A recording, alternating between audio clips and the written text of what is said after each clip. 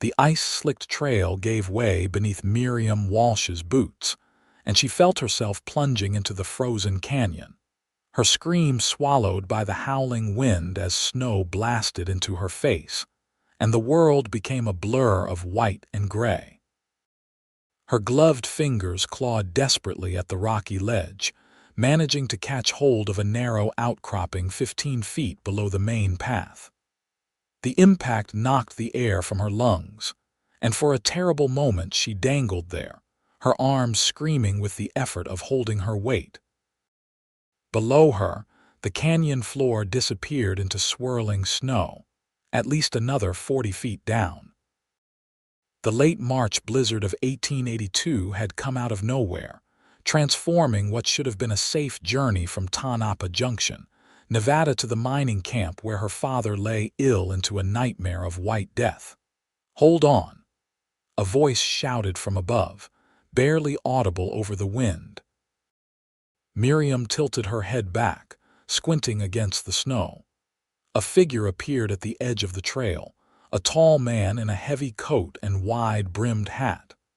Without hesitation, he dropped to his stomach and began working his way down the steep incline toward her. Her fingers were going numb despite her gloves, and she could feel them slipping against the icy stone. "I cannot hold much longer," she gasped, her breath coming in short, painful bursts. "You will," the man said, his voice calm and certain. "You will, because I am almost there and I've got you." He moved with surprising speed and confidence, finding handholds and footholds that seemed invisible to her desperate eyes. Within moments, he had descended to a wider ledge just above her position. He braced himself against the canyon wall and reached down with one strong arm. "Take my hand," he commanded. Miriam looked up at him, seeing a young man's face beneath the brim of his hat, maybe 25 years old, with intense dark eyes and a jaw set with determination. She would have to let go with one hand to reach for him, and the thought terrified her. "I will fall," she said, her voice breaking. "Not while I am here," he replied. "I have got you. Trust me." Something in his voice, in those eyes that held hers with unwavering confidence, made her believe him. She took a shuddering breath and released her left hand from the ledge, reaching up. His fingers closed around her wrist in an iron grip, and then his other hand joined the first. He pulled, and she scrambled with her feet against the rock face, and then she was on the wider ledge with him, pressed against the canyon wall, gasping and shaking. "Easy now," he said softly, still holding her arms. "You are safe. We need to get you warmed up. Can you climb?" She nodded, not trusting her voice. He kept one hand on her elbow as they made their way up the treacherous slope, moving slowly and carefully. When they finally reached the main trail, he guided her to where a large black horse stood waiting, its reins dangling. The animal had been trained well enough to stay put despite the storm. "My horse ran off," Miriam managed through chattering teeth. "Something spooked her at the canyon edge and she bolted. I tried to calm her and slipped." "We will look for her once we get you warm," the cowboy said. He shrugged out of his heavy sheepskin coat and wrapped it around her shoulders. "There is a line shack about a quarter-mile east. Can you ride?" "Yes," she said, though she was not entirely sure. He swung up into the saddle with easy grace and reached down for her. She grasped his hand and let him pull her up behind him. The warmth of his body through his shirt was like a furnace, and she could not help but press closer to it, wrapping her arms around his waist as he urged the horse forward into the blinding snow. The ride seemed to take hours, though it could not have been more than 10 minutes. Miriam's face was numb, and she could no longer feel her feet. She clung to the cowboy, focusing on the solid warmth of him, the steady rhythm of his breathing, the calm way he guided his horse through the white hell around them. When a dark shape finally emerged from the storm, a small wooden structure with a lean-to for horses, relief flooded through her so powerfully she felt tears sting her eyes. He dismounted and lifted her down as though she weighed nothing, then half carried her to the door of the shack. It was not locked, just latched. Inside it was dim and dusty but blessedly out of the wind. He settled her on a narrow bunk against one wall, then went back out for his horse. She heard him moving around outside, getting the animal settled in the lean-to, and then he was back inside with his saddlebags slung over his shoulder. "We need to get you out of those wet clothes," he said matter-of-factly, moving to the small pot-bellied stove in the corner. There was wood stacked beside it, and he worked quickly to get a fire started. Miriam's frozen fingers fumbled uselessly at the buttons of her coat. The cowboy glanced over and saw her struggling. He came to kneel in front of her, his movements brisk and efficient as he helped her with the buttons, then pulled off her wet gloves. Her hands were white and waxy-looking, and he frowned. "We need to warm these slowly," he said. He chafed her hands between his own, which were rough and warm. "I am Isaac Vaughn, by the way. Seems like we should know each other's names under the circumstances." "Miriam Walsh," she said. "Thank you for saving my life, Mr. Vaughn." "Isaac," he corrected. "And you are welcome, though I would have done the same for anyone." "Still," she said softly. "Thank you." He nodded and continued working on her hands. The fire was catching now, filling the small shack with flickering light and the promise of warmth. Once he seemed satisfied that her hands were recovering, he moved to her boots. They were soaked through, and when he pulled them off along with her stockings, her feet were as pale as her hands had been. He wrapped them in a blanket from his saddlebag and set them near the growing fire. "Your dress is wet through," he said, not meeting her eyes. "I have a spare shirt in my bag that will be warmer and drier. I will turn my back." He did so, moving to stand by the small window that looked out on the storm. Miriam struggled out of her wet dress and undergarments with clumsy, half-frozen fingers, grateful for his courtesy. The shirt he had left on the bunk was soft flannel, warm and far too large for her. It hung to her knees, and she wrapped the blanket around herself as well before telling him he could turn around. Isaac busied himself with his saddlebags, pulling out strips of dried beef and hardtack. "It is not much, but it will help warm you from the inside," he said, bringing the food to her. He also produced a battered tin cup and a small flask. "Whiskey, just a little for the cold." She accepted it gratefully, taking a small sip that burned all the way down but spread warmth through her chest. The food was tough and tasteless, but she ate it anyway, suddenly aware of how hungry she was. Isaac sat on the floor near the stove, giving her the only bunk, and ate his own portion in silence. As the fire grew and warmth slowly returned to the small space, Miriam studied her rescuer more carefully. He was younger than she had first thought, probably not much older than her own 22 years.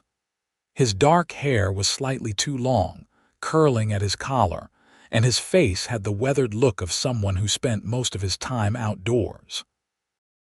He wore the practical clothes of a working cowboy, denim and leather and wool, all well worn but carefully maintained.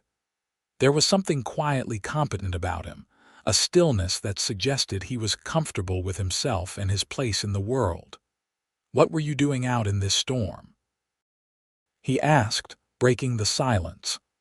"I was trying to reach the Comstock mining camp," Miriam said. "My father is there.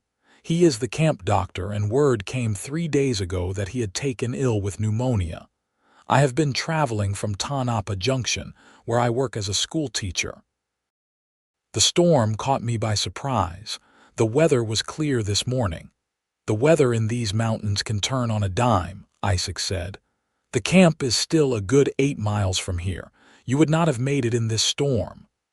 "I know that now," she said quietly, "but he is my father. He is all I have." Isaac looked at her then, really looked at her, and she saw understanding in his dark eyes. "We will get you there," he said. Once this storm passes, I am headed that direction myself. I have been hired on at one of the mines. You are a miner. I am whatever pays, he said with a slight smile. I have worked cattle, broken horses, done some prospecting, some freighting. A man learns to be flexible out here. You are not from Nevada originally, Miriam observed. His accent was not quite right for the territory, though she could not place it exactly. Texas, he said. I came west about 4 years ago after my folks died. Nothing to hold me there anymore, and I wanted to see what else the world had to offer. And what has it offered you? He considered the question seriously. Freedom, he said finally. The chance to make my own way. I have seen country most people never will, met all kinds of folks, worked alongside men from a dozen different places. It has not made me rich, but I have never gone hungry and I sleep well at night. That is worth something. Miriam found herself drawn to his quiet contentment. Most of the men she knew were always striving for something, always dissatisfied with what they had, always looking to the next opportunity. Isaac seemed different, more grounded somehow. What about you? He asked. How did a schoolteacher end up in Tonopah Junction? My mother died when I was 16, Miriam said. After that, it was just my father and me. He was a doctor in Missouri, but he wanted a fresh start, someplace where he felt needed. We came west together when I was 18. I got my teaching certificate in Carson City, and we settled in Tonopah Junction 2 years ago. It is a small town, but the children need education, and my father has always been in demand. These mining camps, the injuries and illnesses. She trailed off, worry creasing her brow. He will be all right, Isaac said gently. If word got to you 3 days ago and they said pneumonia, that means he was alive and coherent enough for someone to send for you. That is a good sign. She nodded, wanting to believe him. The warmth of the fire and the exhaustion from her ordeal were making her drowsy. She fought against it, not wanting to seem rude, but Isaac noticed.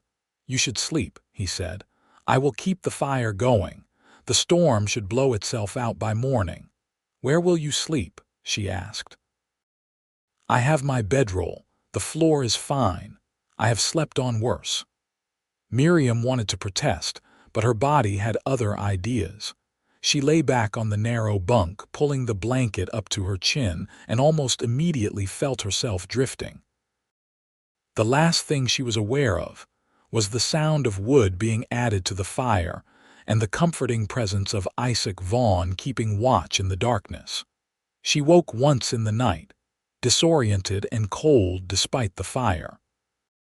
The storm still raged outside, and the small shack creaked and groaned with each gust of wind. She sat up, looking around wildly for a moment before remembering where she was. Easy, Isaac's voice came from the darkness. You are safe. He was sitting with his back against the wall near the stove, his bedroll spread beneath him but not covering him. In the dim firelight she could see he was still fully dressed. You should sleep properly, she said. I sleep light, he replied. Habit from years of working cattle. You never know when something might spook the herd. Still, she said, you must be exhausted too. I am fine, Miss Walsh. Go back to sleep. But she could not immediately. The fear and cold of her near-death experience had faded, replaced now by a strange awareness of this man who had saved her life. He was a stranger, yet she felt safer with him than she had with many people she had known for years. There was something solid about him, trustworthy. Isaac, she said softly, why were you on that trail? If the weather was turning bad, most people would have taken shelter sooner. He was quiet for a moment. I saw your horse run past me about a mile back, he said. Still saddled, no rider. I figured someone was in trouble, so I followed her tracks back until I found where she had bolted. Then I saw where the trail edge had given way. He paused. I am just glad I got there in time. You risked your life for a stranger, Miriam said. wonder in her voice. "It was the right thing to do," Isaac said simply, as though there had never been any other choice. Miriam lay back down, but her mind was racing now. She had met many men in her 22 years, had received several marriage proposals despite her modest circumstances. But none of those men had ever stirred anything in her beyond mild interest or outright aversion. Isaac Vaughn, with his quiet strength and simple decency, was different. She found herself wanting to know more about him, to understand what had shaped him into the man he was. "Will you tell me about Texas?" she asked into the darkness. She heard him shift, settling more comfortably against the wall. "What do you want to know? Anything? Everything. What was it like growing up there?" And so he talked, his deep voice low and soothing in the darkness, telling her about the ranch where he had grown up, the endless sky and rolling grasslands, the hard work of raising cattle. He told her about his parents, his father's steady wisdom and his mother's gentle strength. He told her about learning to ride before he could properly walk, about long cattle drives and campfires under the stars, about the way the whole world seemed to smell like wildflowers in the spring. Miriam listened, enchanted, and somewhere in the middle of a story about breaking his first horse, she drifted back to sleep with a smile on her lips. Morning brought silence. The sudden absence of wind woke Miriam, and she opened her eyes to find pale sunlight filtering through the small window of the shack. The fire had burned down to embers, and Isaac was no longer inside. Momentary panic seized her until she heard movement outside and the low sound of his voice talking to his horse. She sat up, wincing at the stiffness in her muscles.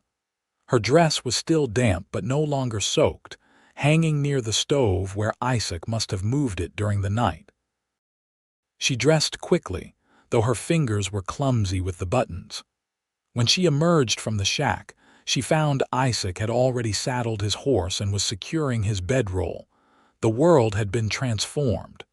Snow lay thick over everything, sparkling in the morning sun. The sky was a brilliant, heartless blue, and the air was so cold it hurt to breathe.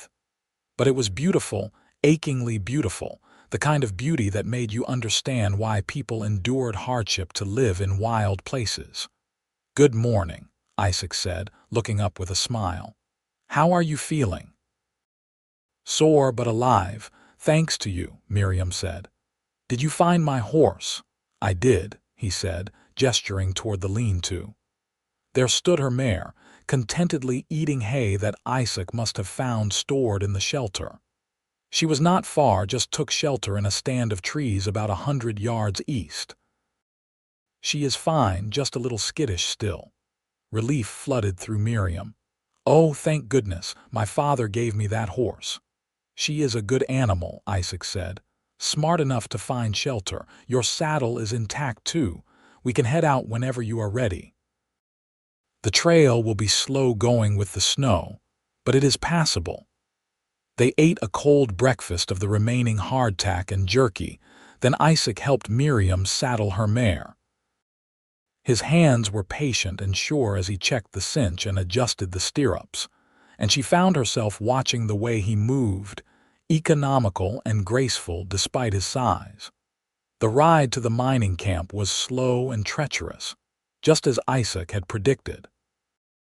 The snow had drifted deep in places, forcing them to pick their way carefully along the trail.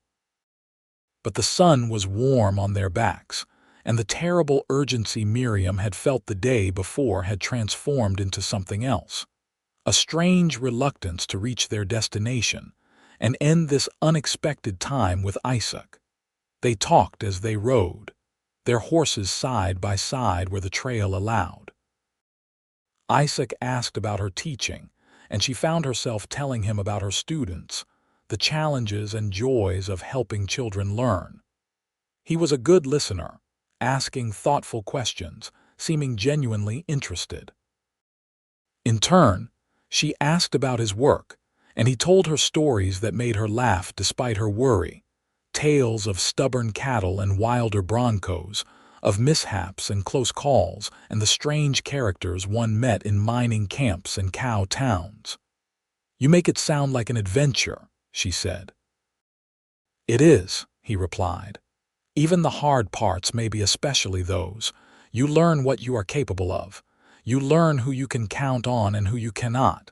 You learn that most people are better than you might think if you give them the chance." "You have faith in people," she observed. "I do," he said. "Most of them, anyway. There are bad eggs everywhere, but they are the exception, not the rule. Most folks are just trying to get by, same as anyone." It was early afternoon when they crested a ridge and looked down into the small valley that held the Comstock mining camp. It was a rough collection of buildings, some wood and some canvas, clustered around the mouth of the mine. Smoke rose from several chimneys, and Miriam could see people moving about despite the snow. "That is it," she said, and felt her anxiety return in full force. "That is where my father is." "Then let us get you to him," Isaac said gently. They rode down into the camp, drawing curious looks from the miners who saw them pass. Isaac asked directions to the doctor's quarters, and they were pointed toward a larger wooden building near the center of camp.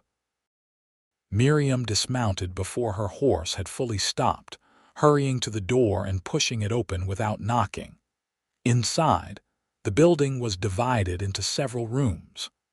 The front area served as a waiting room and clinic, with shelves of medical supplies and a sturdy examination table. A woman in her 40s looked up from where she was grinding something with a mortar and pestle. "Can I help you?" she asked. "I am looking for Dr. Walsh," Miriam said urgently. "I am his daughter. I received word that he was ill." Recognition dawned in the woman's eyes. "Oh, Miss Walsh." "Yes, your father spoke of you. I am Mrs. Henderson, the camp cook. I have been helping nurse him." She set down her work and came around the table.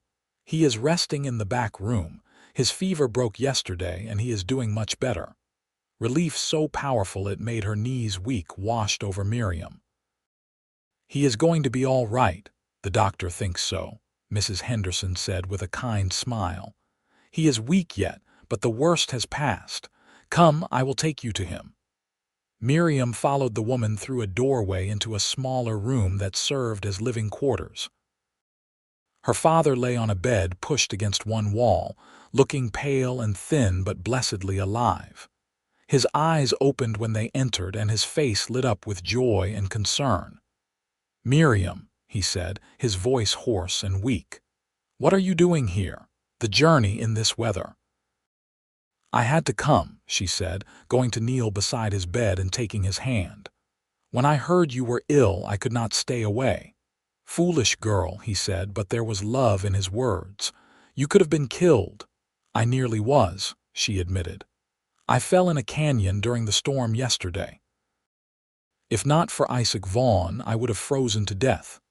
Her father looked past her to where Isaac stood in the doorway, hat in hand. "Then I owe you a debt I can never repay, young man," he said gravely. "No debt, sir," Isaac said. "I am just glad I was there to help." Dr. Walsh studied him for a long moment, his physician's eyes taking in everything. "You have the look of someone who knows what he is about," he said finally. "What brings you to this camp?" "Work, sir. I have been hired on at the mine." "Dangerous work," the doctor said. "I hope you are careful." "I try to be," Isaac replied. Miriam's father looked between the two young people and something knowing entered his eyes. "Miriam, why do you not show Mr. Vaughn where he can get a hot meal? Mrs. Henderson, you as well. I imagine you are both hungry, and I need to rest." It was clearly a dismissal, and equally clearly a chance for her father to rest without worrying about her hovering. Miriam squeezed his hand once more, then rose and led Isaac back out into the main room. Mrs. Henderson followed, collecting her coat. "The mess hall is just across the way," she said. "Come, I will show you both. You look half frozen still, Miss Walsh, and Mr. Vaughn has the look of a man who rode through that storm." The mess hall was a long building with rough tables and benches, warmed by two large stoves at either end. It was not mealtime yet, but Mrs. Henderson had authority here, and she soon had them seated with bowls of thick stew and chunks of fresh bread. The food was simple but good, and Miriam realized how hungry she was. "Your father is a good man," Mrs. Henderson said as they ate. "When the pneumonia took him, he kept trying to work, treating others even when he could barely stand. Finally, the mine foreman ordered him to bed and sent for help from the doctor in Winnemucca. But it was Mr. Chen, the Chinese herbalist, who really turned the tide. He had treatments the other doctor did not know about. Your father, to his credit, was willing to try them." "My father has always believed in learning from everyone," Miriam said. "He says medicine belongs to all people, not just one tradition." "A wise man," Mrs. Henderson agreed. She looked between Miriam and Isaac with open curiosity. "And how did you two come to be traveling together?" Miriam told the story of the canyon, the fall, Isaac's rescue. Mrs. Henderson listened with growing admiration, clucking her tongue at the dangerous parts and praising Isaac's quick thinking and bravery.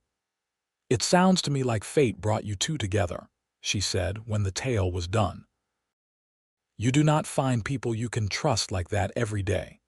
Miriam felt her cheeks warm and she focused intently on her stew. Beside her, Isaac cleared his throat. "I should report to the mine office," he said. "Find out where I am bunking and when I start work." "I will show you, Mrs. Henderson offered. "Finish your meal first, both of you, no rush." But there was a rush, Miriam thought. There was the rush of time moving forward, of this unexpected interlude ending, of Isaac becoming just another miner in this rough camp while she tended to her father and eventually returned to Tanapa Junction.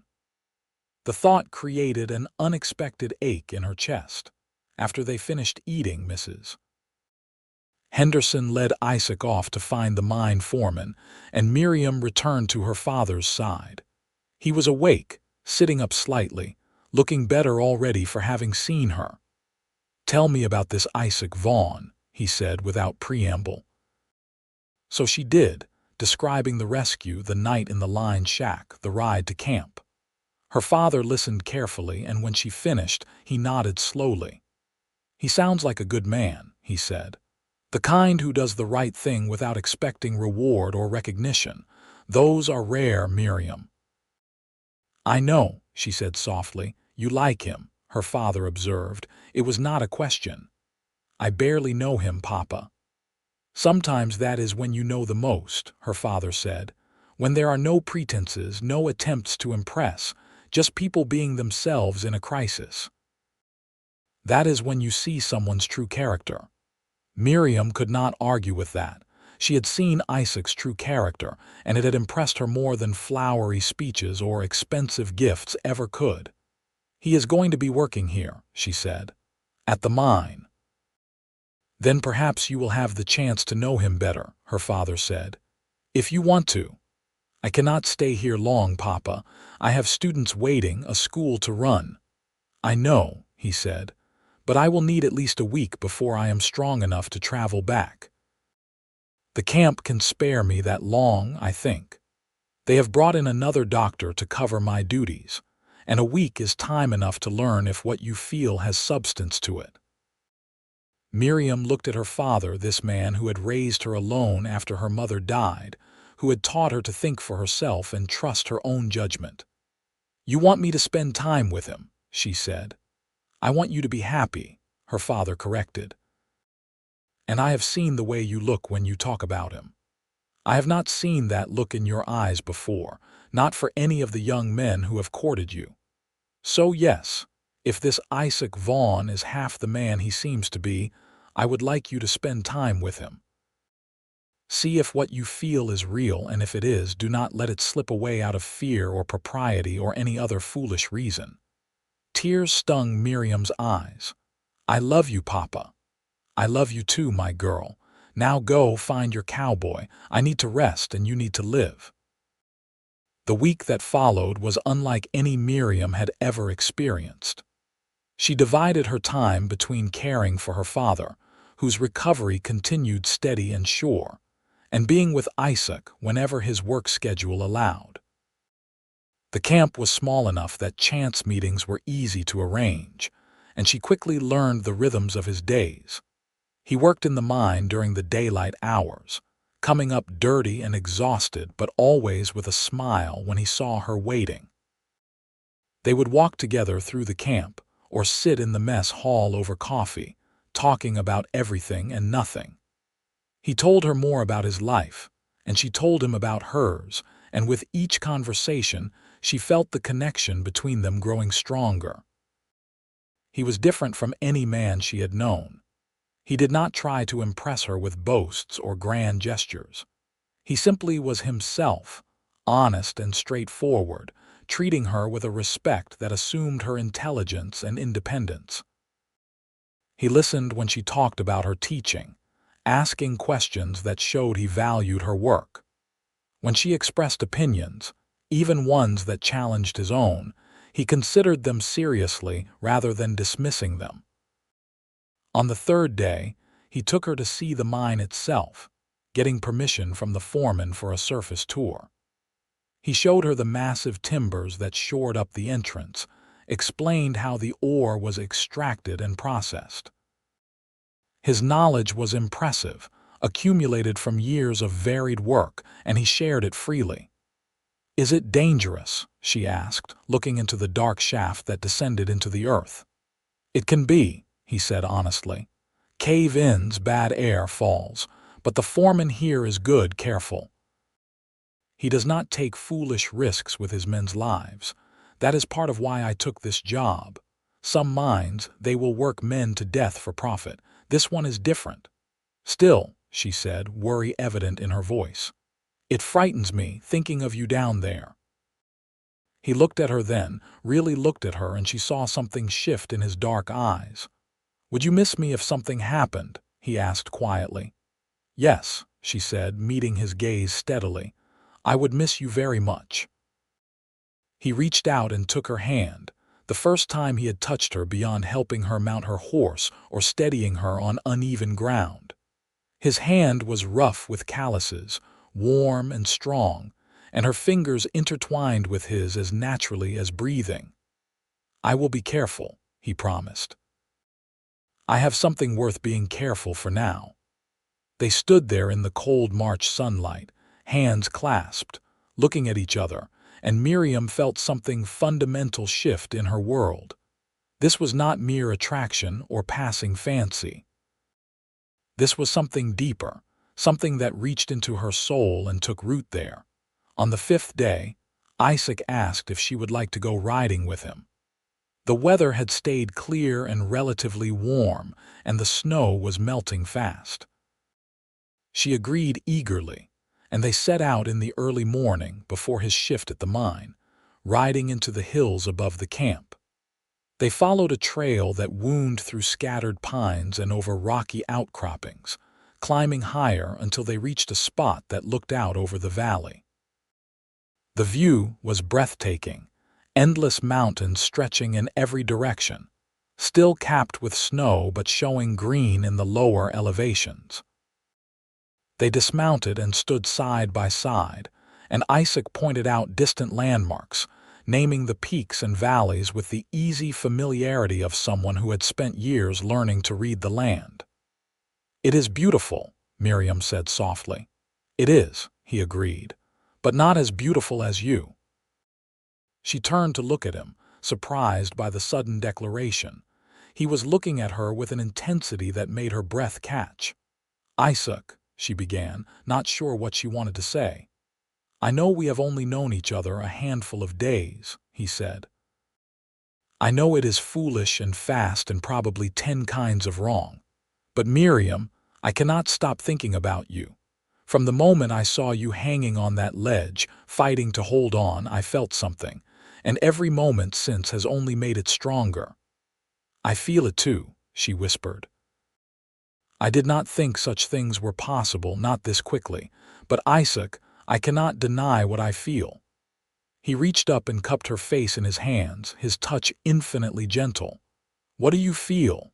Like I have been waiting for you my whole life without knowing it, she said. Like everything that came before was just preparation for this moment, for knowing you. He smiled then, a smile that transformed his entire face, and bent to kiss her. His lips were soft against hers, tentative at first and then with growing confidence as she kissed him back. It was sweet and gentle and perfect, there on the mountaintop with the whole wild world spread out around them. When they finally pulled apart, both slightly breathless, Isaac rested his forehead against hers. I am falling in love with you, Miriam Walsh, he said. I know it is fast, but it is true. I am falling in love with you too, she replied. And yes, it is terrifying, but also wonderful. They spent another hour on the mountain, sitting close together, talking about the future in careful, hopeful terms. Isaac would need to work at the mine for at least a few months to save money. But after that, he wanted to find steadier, safer work. Miriam would need to finish out the school year in Tanapa Junction, but perhaps after that, perhaps they could find a place where they could both work, could build a life together. I am not a rich man, Isaac said seriously. I may never be. But I can promise you this.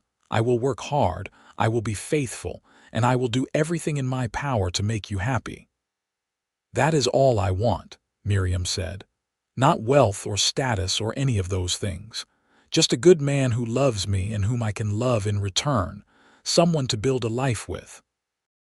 Then we want the same things, he said, and kissed her again. When they returned to camp, they found Dr. Walsh sitting outside his quarters, enjoying the sunshine. He took one look at their faces and smiled knowingly. I see the week has been productive, he said mildly. Miriam blushed, but Isaac stepped forward, his manner respectful but confident. Sir, I would like permission to court your daughter properly. I know we have not known each other long, but my intentions are serious and honorable. Dr. Walsh studied him for a long moment, then nodded.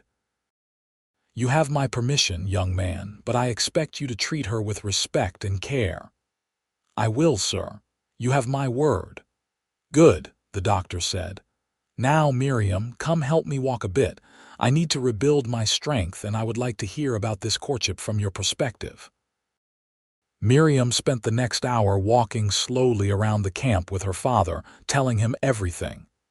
He listened without judgment, asking occasional questions, and when she finished, he squeezed her hand. Your mother would have liked him, he said. She always said you would need someone strong enough to match your spirit but gentle enough to appreciate it. I think you have found that person. It is so fast, Papa. Is that wrong, Miriam? I fell in love with your mother the day I met her, he said. We were married 3 months later and had 20 years of happiness before the fever took her. I have never regretted following my heart, even though losing her nearly destroyed me. Love is precious, and when you find it, you do not let propriety or fear talk you out of it. On the 7th day, as they prepared to depart for Tanapa Junction, Isaac pulled Miriam aside. They stood near the corral out of sight of the busy camp. I hate seeing you go, he said, holding both her hands. These have been the best days of my life. Mine too, she said, fighting tears. But it is not forever. The school term ends in early June. That is only 10 weeks away. 10 weeks, he repeated as though testing the words. I can manage 10 weeks, and I will write to you if you would like that. I would like that very much, she said. Isaac, please be careful in the mine. Please stay safe. I will, he promised, because I have plans for our future, Miss Walsh, and they require me being alive and well. She laughed despite her tears, and he pulled her close, holding her tightly. They stood there for a long moment, memorizing the feel of each other, the warmth and solidity and rightness of being together. "I love you," he whispered against her hair. "I love you too," she replied. "So much it scares me." "Do not be scared," he said. "We will find our way to each other. I promise you that." They kissed one more time, long and deep, pouring all their hope and longing into it. Then, before courage could fail, Miriam pulled away and went to help her father prepare for the journey home. The ride back to Tanapa Junction seemed endless, though her father was strong enough now to manage well. They stayed at the line shack where Isaac had saved her life, and Miriam found herself staring at the narrow bunk, remembering that night and how much had changed since then. "You are thinking of him," her father observed. "Always," she admitted. "Is it supposed to hurt this much, being apart?" "When it is real love, yes," he said gently. "But the pain means you have something precious, something worth fighting for, and the reunion will be all the sweeter."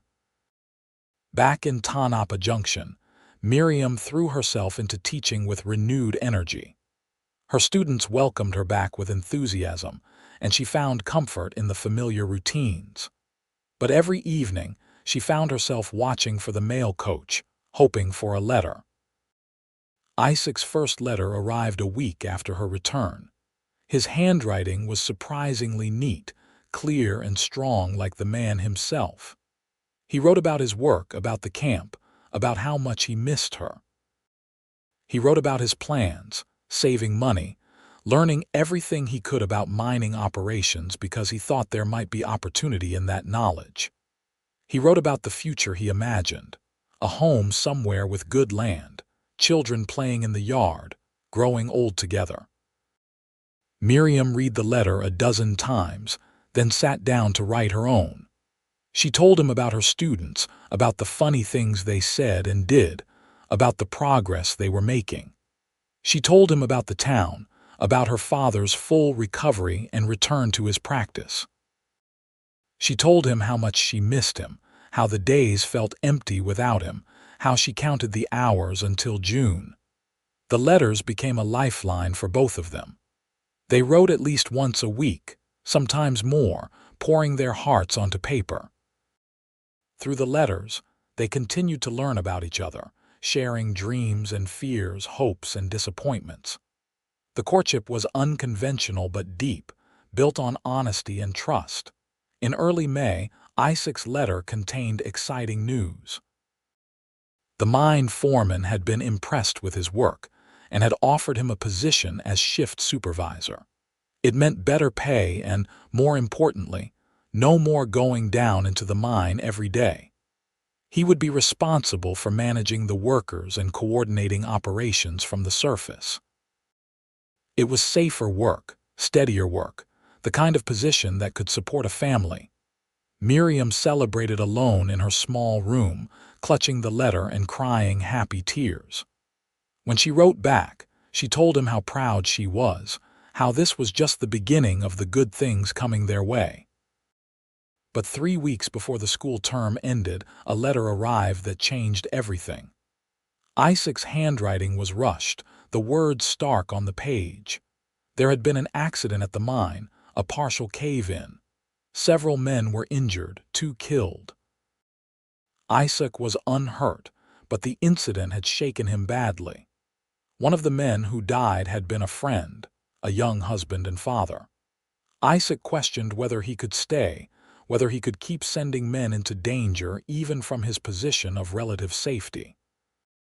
Miriam read the letter with growing dread, understanding what he was not quite saying. He was thinking of leaving, of walking away from the good job and the plans they had made. She sat down immediately and wrote back, her hand steady even though her heart was racing. She told him she understood his pain and his doubt. She told him that his compassion and conscience were part of why she loved him. But she also told him that he could not save everyone, could not prevent every tragedy, and that leaving would not honor his friend's memory or help the man's family.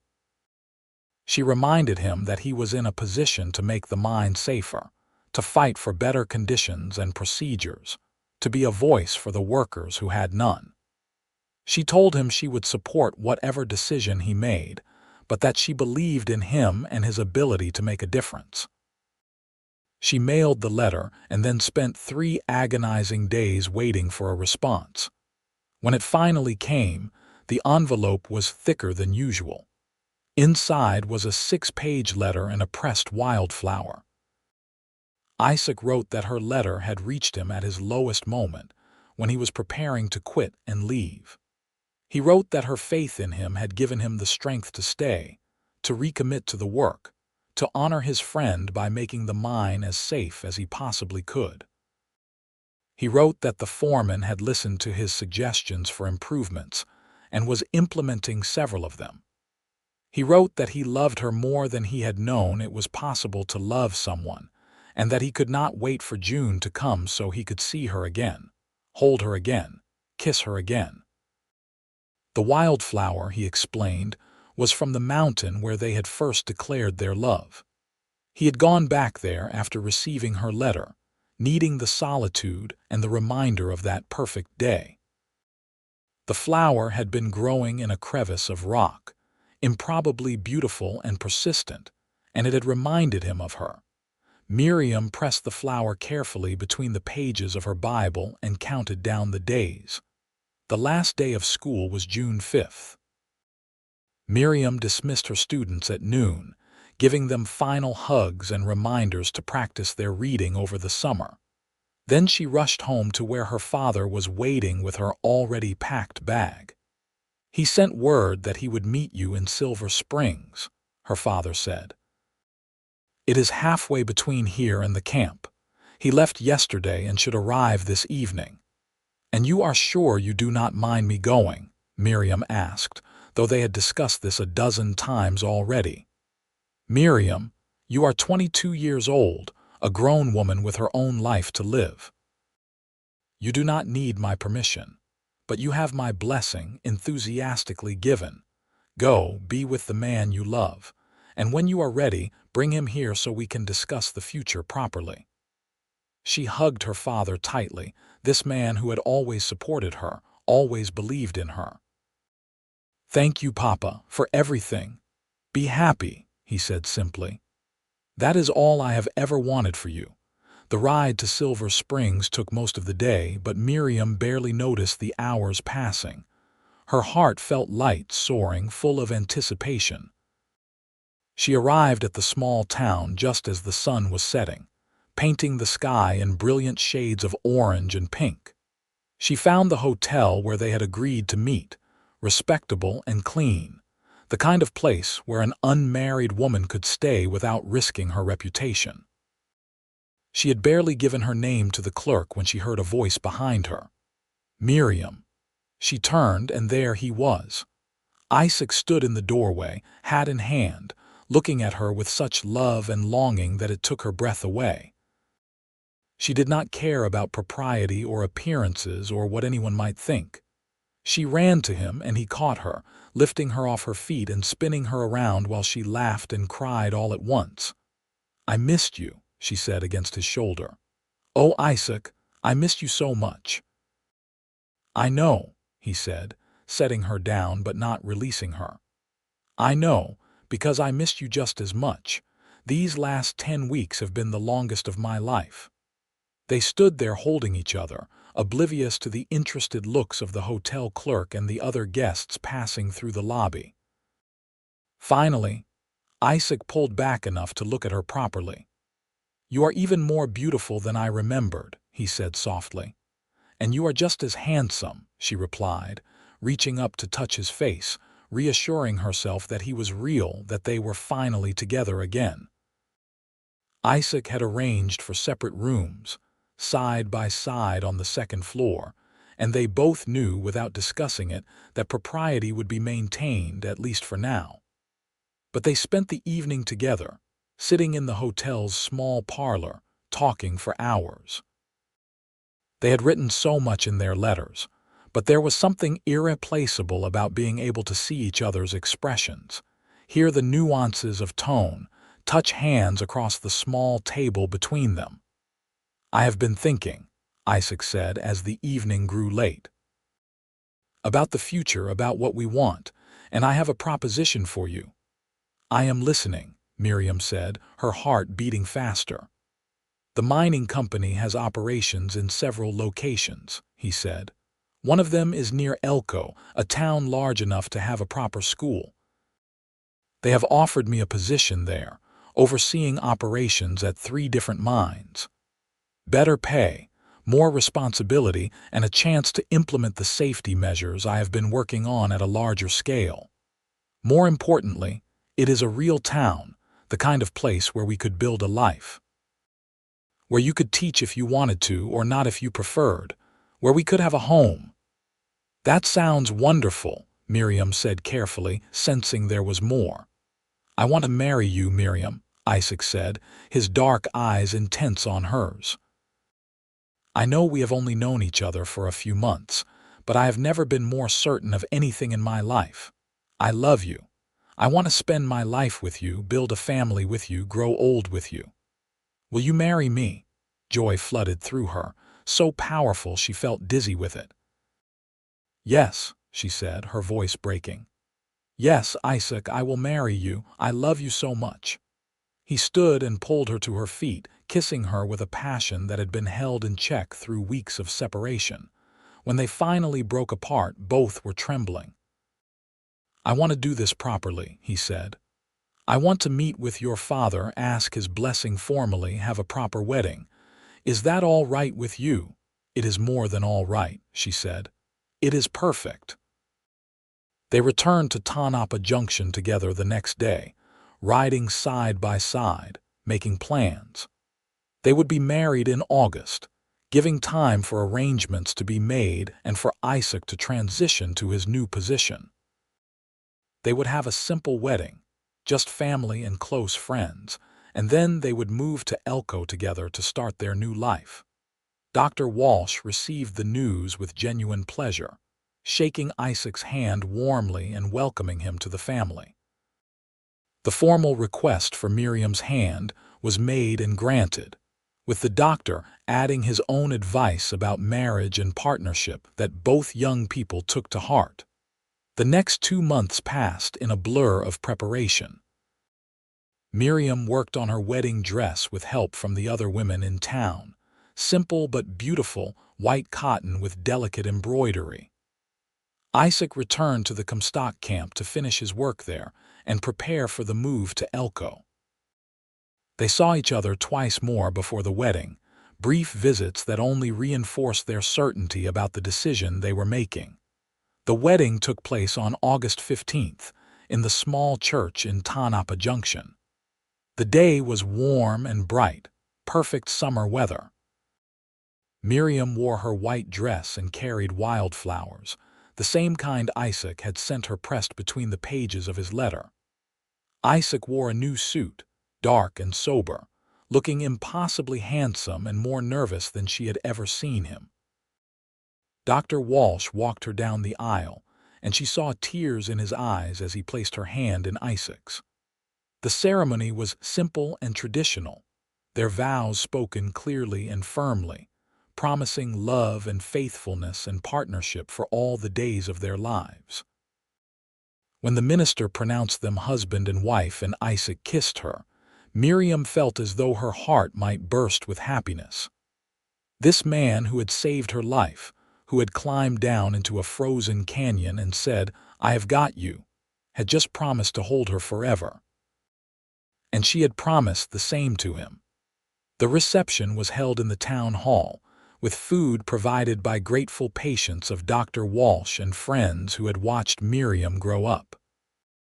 There was music and dancing, and Miriam danced with her new husband, her head resting against his shoulder, feeling more content than she had ever imagined possible. "Happy," Isaac murmured against her hair.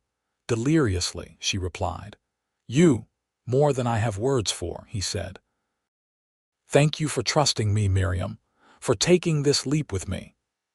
"Thank you for catching me," she said, and they both smiled, remembering that snowy canyon and the moment that had brought them together. They spent their wedding night in the hotel in Silver Springs, the same place where Isaac had proposed. This time there was no need for separate rooms, no propriety to maintain. They came together as husband and wife, their love expressed in touches and whispers and the sweet discovery of each other. Miriam had been nervous, but Isaac was patient and gentle, and by morning they lay tangled together, both feeling like they had found home in each other's arms. The move to Elko happened in early September. The town was larger than Tonopah Junction, more established with actual streets and a variety of businesses. The mining company had arranged housing for them, a small but well-built house on the edge of town with 2 bedrooms, a kitchen, and a parlor. It even had a small yard, perfect for the garden Miriam wanted to plant, and eventually, for children to play in. Isaac started his new position with enthusiasm, dividing his time between the 3 mines under his supervision. The work was demanding but satisfying, and he took his responsibility for the miners' safety seriously. He implemented the procedures he had developed, trained supervisors at each location, and pushed back against company pressure to cut corners. He earned respect from both the workers and the management, a careful balance that served him well. Miriam found work teaching at the town school, taking over a classroom of 23 students ranging from 6 to 14 years old. It was challenging but rewarding, and she loved the work. She loved even more coming home each evening to find Isaac there, or having him come home to her when his work kept him late. They cooked dinner together, talked about their days, made plans for the future. Their first year of marriage was one of adjustment and discovery. They learned each other's habits and preferences, learned to navigate disagreements with respect and communication, learned the rhythms of partnership. There were difficult moments, times when Isaac's work stress made him short-tempered, or when Miriam's exhaustion from managing an unruly classroom made her tearful. But they worked through each challenge together, their love deepening with every obstacle overcome. In the spring of 1883, Miriam discovered she was expecting their first child. She told Isaac over dinner, watching nervously for his reaction. His face went through a series of expressions, shock and fear and finally overwhelming joy, and then he was on his feet, lifting her carefully and spinning her around while laughing. "A baby," he kept saying. "We are going to have a baby. Are you happy?" She asked, though she could see the answer in his face. "Happy does not begin to cover it," he said. Terrified, amazed, grateful, overwhelmed, all of those things, but mostly just so deeply happy. The pregnancy was relatively easy, though Miriam tired easily toward the end. Isaac fussed over her constantly, doing far more than his share of housework, insisting she rest. Her father traveled from Tonopah Junction to be there for the birth, arriving 2 weeks early and settling into their spare bedroom like he had never left. Their son was born on a cold November night, arriving quickly and loudly, protesting his entrance into the world with impressive lung power. Isaac was there for the birth, holding Miriam's hand through the labor, his face pale but determined. When the midwife placed the squalling infant in his arms, Miriam saw her strong, competent husband break down in tears. "He is perfect," Isaac said, his voice choked. "Miriam, he is absolutely perfect." They named him Thomas Isaac Vaughn after Isaac's father. He had Isaac's dark hair and Miriam's blue eyes, and from the start he had a personality that demanded attention. He was a good baby overall, but when he wanted something, he made sure everyone knew it. Miriam took a break from teaching to focus on Thomas, and found she loved motherhood even more than she had expected. Watching Isaac with their son was its own special joy. Her strong Cowboy was infinitely gentle with the tiny baby, singing old trail songs as lullabies, spending hours just watching Thomas sleep. "I never knew I could love someone this much," Isaac said one night, holding their sleeping son. "Except for you, of course. The two of you are my whole world." "And you are ours," Miriam said softly, leaning against his shoulder and looking down at their child. "Everything I ever wanted is right here in this room." The years that followed were full and happy. Thomas grew into a rambunctious toddler, then a curious little boy. When he was 2, Miriam became pregnant again, and this time she gave birth to twin girls they named Caroline and Clara, after both their mothers. The twins were easier babies than Thomas had been, content and quiet, seeming to comfort each other even in the cradle. Isaac continued to advance in his career, eventually becoming the regional operations manager for the mining company, overseeing a dozen different sites. The increased responsibility came with increased pay, and they were able to buy their house from the company and expand it, adding 2 more bedrooms and a proper dining room. Miriam returned to teaching part-time when the twins were 3, finding a balance between her work and her family that satisfied her need for both. Isaac supported her fully, taking on childcare duties when her schedule required it, never questioning her desire to continue her career alongside motherhood. Their life was not without challenges. There were mine accidents that Isaac had to manage, times when men were injured or killed despite all precautions. Each one weighed on him, and Miriam learned to provide comfort without trying to minimize his pain. There were childhood illnesses that terrified them both, long nights of fever and worry until the crisis passed. There were financial pressures and work stress, and the normal struggles of raising children. But through it all, their love remained the foundation everything else was built on. They made time for each other, stealing moments alone when the children were asleep, taking walks together on Sunday afternoons. They talked about everything, maintained the honest communication that had characterized their relationship from the start.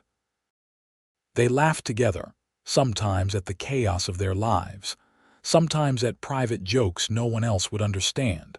On their 10th wedding anniversary, Isaac took Miriam back to Silver Springs, to the hotel where he had proposed.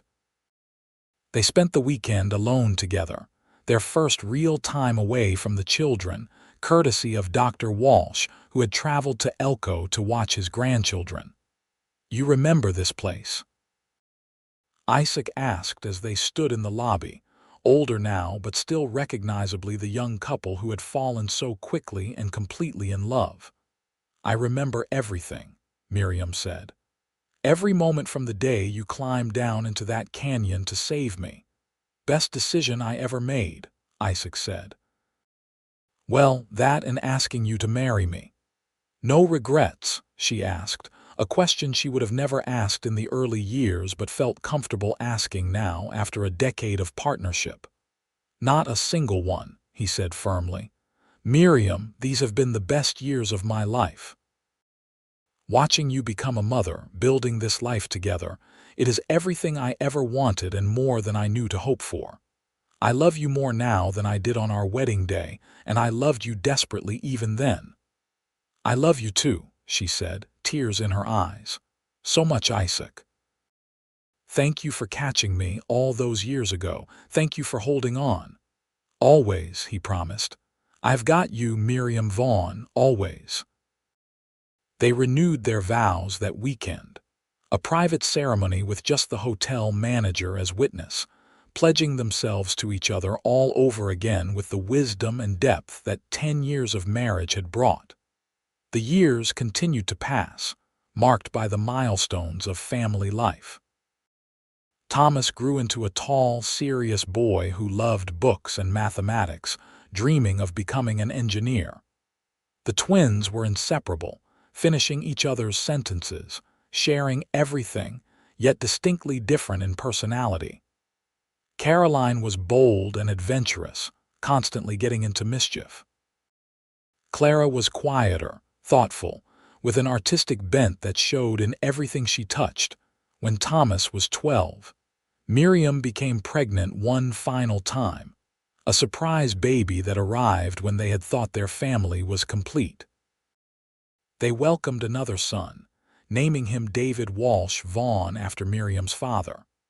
The older children doted on their baby brother, and David grew up surrounded by love and attention. Dr. Walsh was a constant presence in their lives, visiting often, spoiling his grandchildren shamelessly. He was there for birthdays and holidays, for illnesses and triumphs. When he finally decided to retire at 70, he moved to Elko permanently, buying a small house near theirs so he could be close to his family. "You did well for yourself, daughter," he told Miriam one evening, watching Isaac play with the children in the yard. "That is a good man you married." "I know, Papa," she said, slipping her hand into his. "I am grateful every day for the life we have built." "Your mother would be so proud of you," he said, his voice thick with emotion. "I wish she could have known your children, could have seen the woman you became." "I think she knows," Miriam said softly. "I talk to her sometimes, tell her about the children, about Isaac. I like to think she is watching over us." Isaac's career continued to flourish. He became known throughout the territory as an expert in mine safety and operations, consulted by companies across Nevada and into California.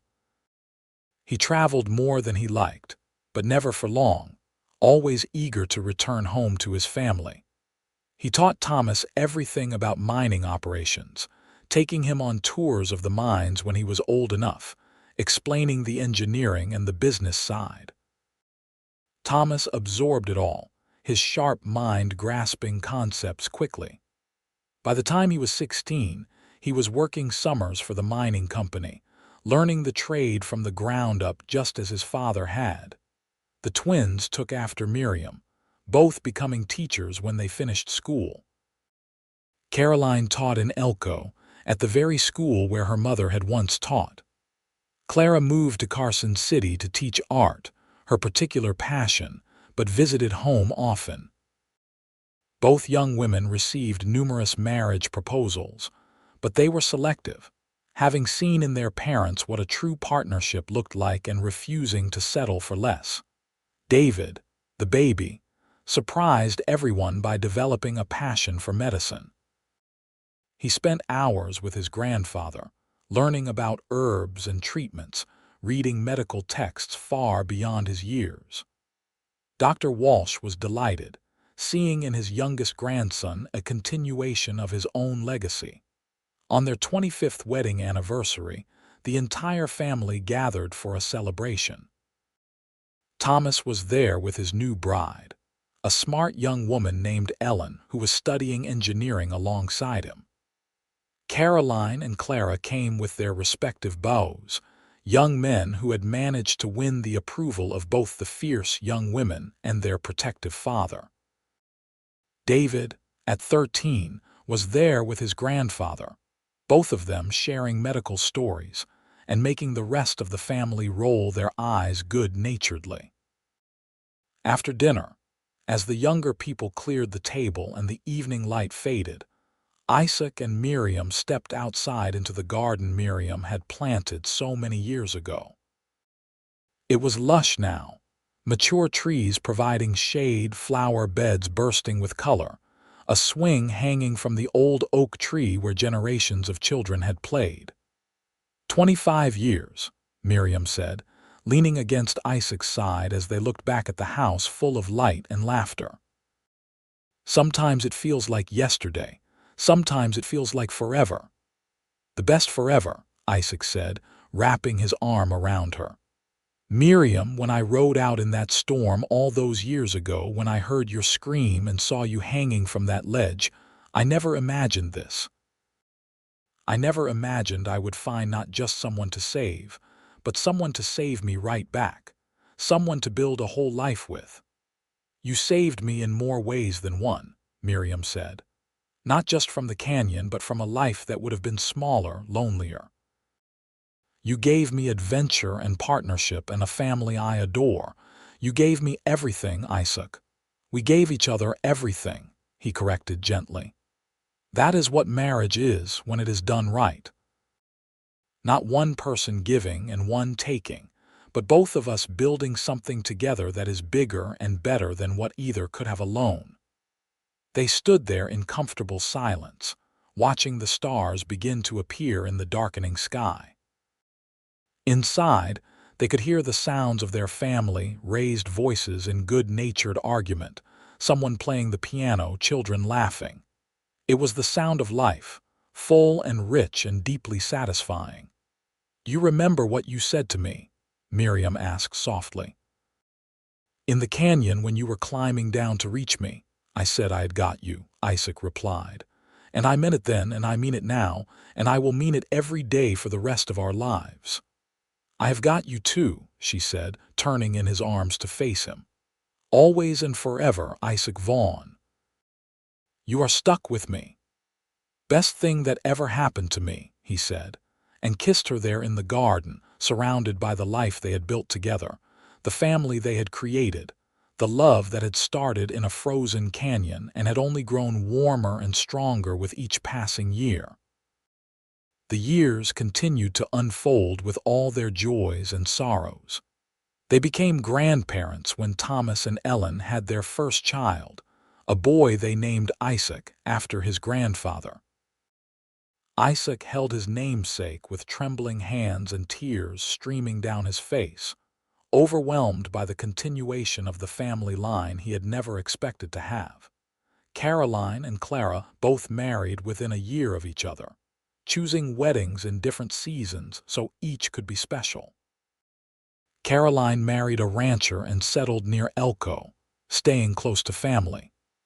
Clara married a banker from Carson City and remained there, but visited faithfully several times a year. David went to medical school in San Francisco, graduating at the top of his class and returning to Elko to practice alongside his grandfather.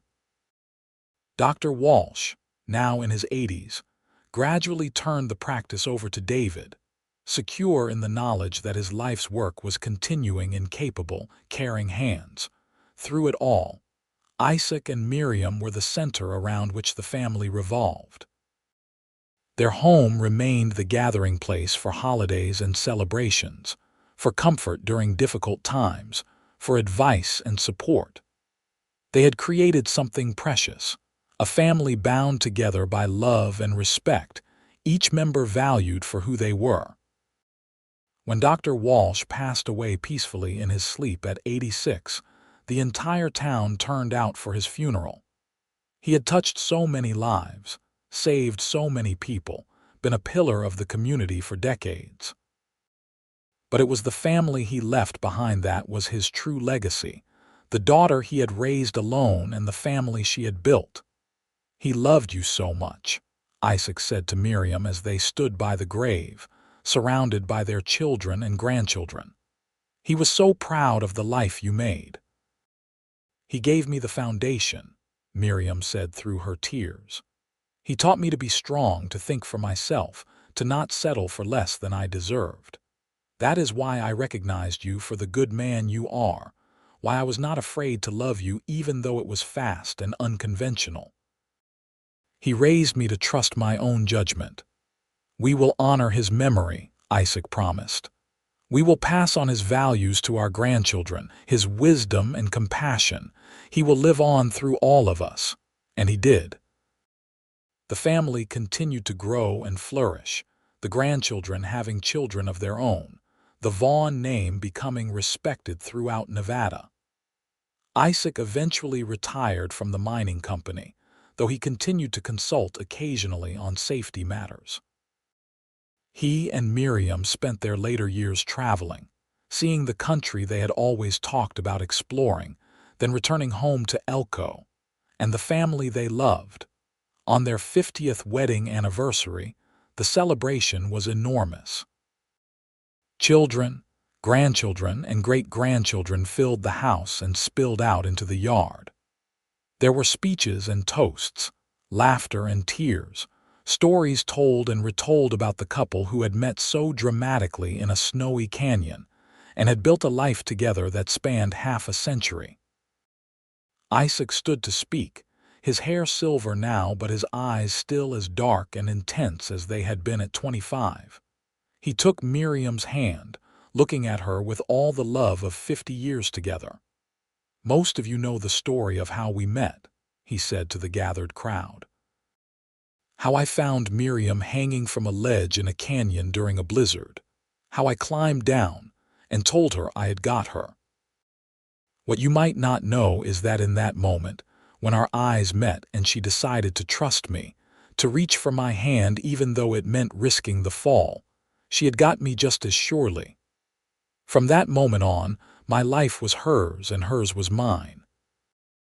We have been holding on to each other ever since, through storms and sunshine, through joy and sorrow, through everything life has thrown at us.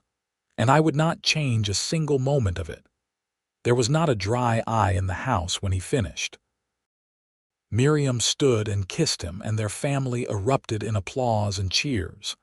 That night, after everyone had gone home or to bed, Isaac and Miriam sat on their porch, wrapped in a blanket against the cool evening air, looking at the stars. 50 years, Miriam said wonderingly. "It has gone so fast, Isaac." "And yet every moment has been full," he replied. "We have lived well, loved well, raised a family we can be proud of. When I think about that scared young cowboy who heard a woman scream in a canyon, I can hardly believe how blessed he became. And when I think about that terrified young woman hanging from a ledge, I can hardly believe she had the courage to reach for your hand," Miriam said. "But I am so grateful she did. I am so grateful for every day we have had together." They sat in comfortable silence, these two people who had spent 50 years learning each other, loving each other, building a life together. The future stretched before them, uncertain but unafraid, because they faced it as they had faced everything, together. "I have got you," Isaac whispered, the words as true and powerful now as they had been in that frozen canyon so long ago. "And I have got you," Miriam whispered back, holding tight to the hand that had caught her, held her, loved her for 50 years. They sat there watching the stars, surrounded by the life they had built, the love they had nurtured, the family they had created. Two people who had met in a moment of crisis and had turned that moment into a lifetime of joy. The story of the woman freezing in the snowy canyon and the cowboy who climbed down and said, "I have got you," had become the story of two lives intertwined, two hearts beating as one, two souls who had found in each other exactly what they needed. It was a love story for the ages, born in the Wild West, tested by time and trial, and proven true by 50 years of devotion. And in the end, that was all that mattered. Not wealth or fame or status, but love. Deep, abiding, faithful love that had sustained them through everything and would sustain them still, through whatever years remained. They had found each other in the snow and ice. Two strangers who became partners, lovers, best friends, parents, grandparents, the foundation of a family. They had built something beautiful from that first desperate moment, something that would outlast them both in the memories and values they passed down through generations.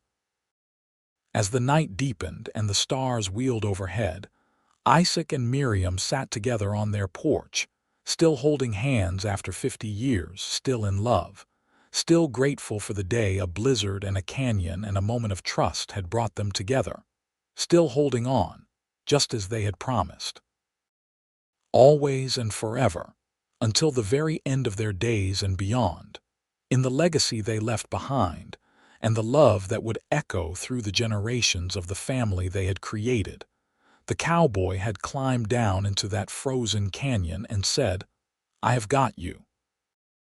And he had kept that promise every single day since, holding tight to the woman who had become his whole world, his reason for everything, his greatest blessing.